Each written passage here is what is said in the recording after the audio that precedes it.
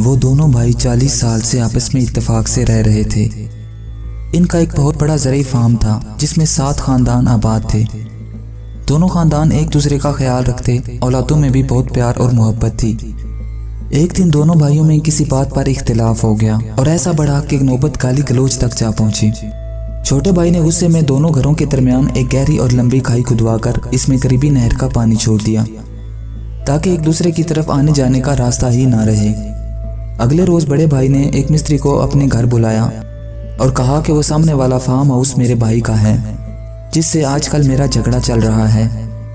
इसने मेरे और अपने घरों के दरमियान रास्ते में एक गहरी खाई बनाकर इसमें पानी छोड़ दिया है। मैं चाहता हूँ कि मेरे और इसके फार्म हाउस के दरमियान तुम 8 फुट ऊंची दीवार बना दो ताकि ना मैं इसकी शक्ल देखूं और ना ही इसका घर मेरी नज़रों के सामने आए।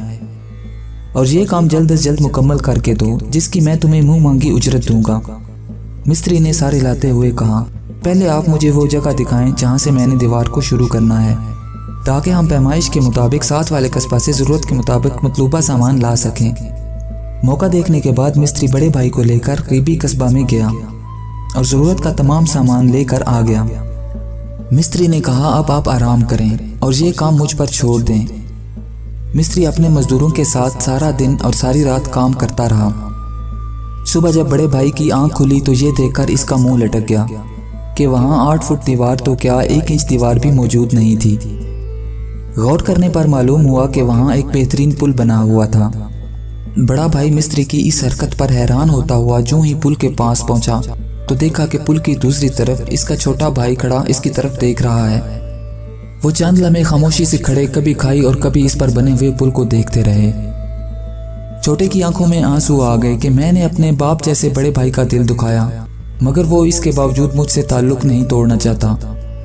बड़े भाई ने जब छोटे भाई की आंखों में आंसू देखे तो इसका दिल भी भर आया और सोचने लगा कि गलती जिसकी भी थी मुझे यूं जज्बाती होकर मामला बिगाड़ना नहीं चाहिए था।